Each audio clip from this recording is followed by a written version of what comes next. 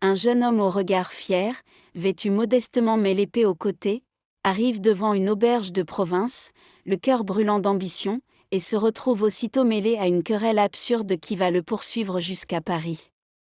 Il s'appelle D'Artagnan, et sans le savoir encore, il vient de mettre un pied dans un monde de complots, d'honneur et de duels où chaque geste peut coûter la vie. Cette rencontre inattendue va donner naissance à l'une des histoires les plus marquantes de la littérature. Bienvenue sur Plume Courte, la chaîne qui vous raconte les grandes histoires de la littérature. D'Artagnan quitte sa Gascogne natale avec une lettre de recommandation pour le capitaine des mousquetaires du roi, Monsieur de Tréville. Plein d'ardeur, un peu naïf, mais déterminé à se faire un nom, il rêve de devenir mousquetaire et de servir le roi Louis XIII.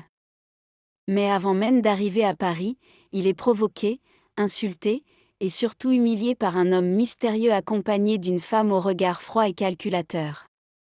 Cet incident lui fait perdre sa lettre, un détail qui, à ce moment-là, semble insignifiant, mais qui ne l'est pas. À Paris, D'Artagnan se rend chez Monsieur de Tréville.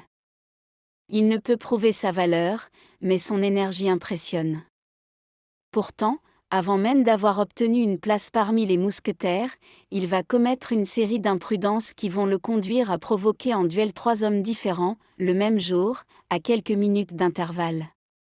Ces 3 hommes ne sont autres qu'Athos, Porthos et Aramis, 3 mousquetaires redoutés et respectés. Mais le duel n'aura jamais lieu. À peine les épées sont-elles tirées que les gardes du cardinal de Richelieu interviennent, car les duels sont interdits. Face à un ennemi commun, les 4 hommes unissent leurs forces et combattent ensemble. D'Artagnan se bat avec un courage tel qu'il gagne immédiatement. C'est ainsi que naît une amitié légendaire, fondée sur une devise simple et puissante, tous pour un pour tous.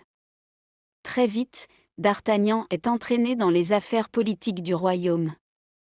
Le cardinal de Richelieu, homme de pouvoir et stratège redoutable, agit dans l'ombre pour renforcer son influence. Face à lui, la reine Anne d'Autriche tente de préserver ses secrets, notamment une relation ambiguë avec le duc de Buckingham, ennemi de la France.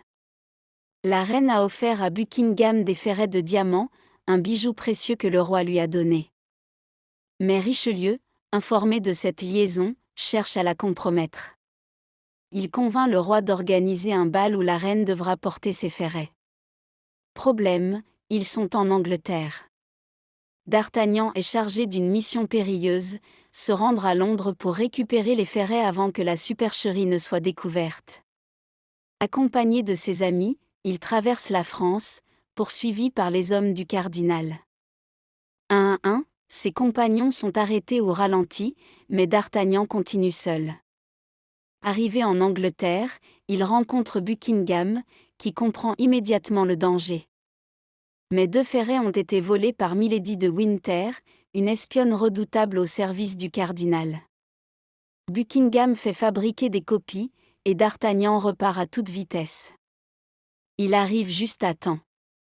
La reine porte les ferrets, le piège échoue, et Richelieu est momentanément mis en échec. Mais cette victoire ne fait que renforcer les tensions. Milady de Winter entre alors véritablement en scène.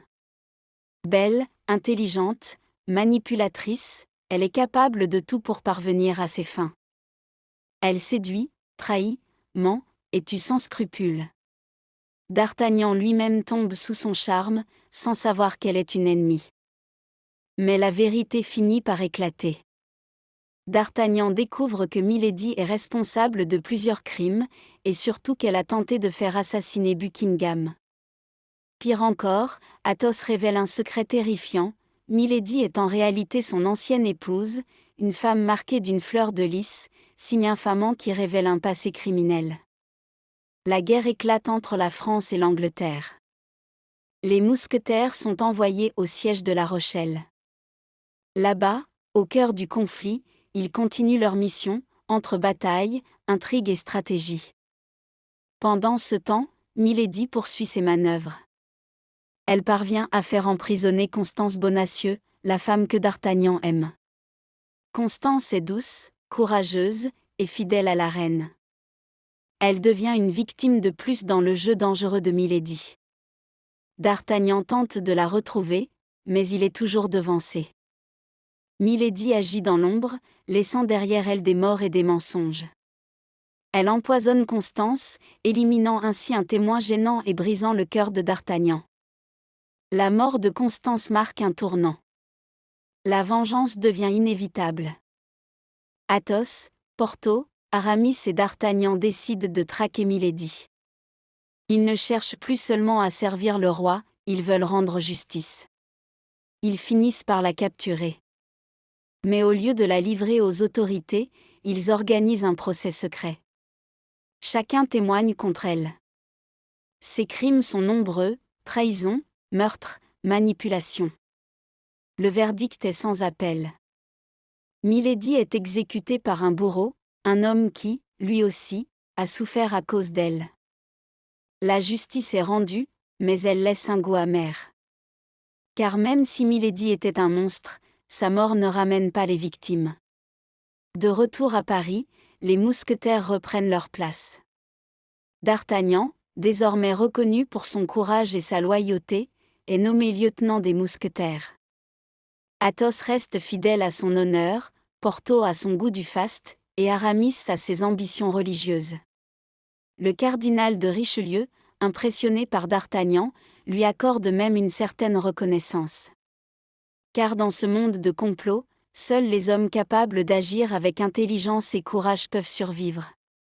Mais derrière les intrigues politiques, les duels et les aventures, ce qui reste avant tout, c'est cette amitié indéfectible entre quatre hommes que tout opposait au départ, mais que le destin a réunis. Car au fond, les trois mousquetaires ne racontent pas seulement une histoire de cap et d'épée. C'est un récit sur la loyauté, le courage, l'honneur, et sur le prix à payer pour rester fidèle à ses valeurs dans un monde où tout peut basculer à chaque instant. Si vous souhaitez découvrir ce livre dans sa version complète ou écouter le livre audio, rendez-vous directement sur le site Plume Courte.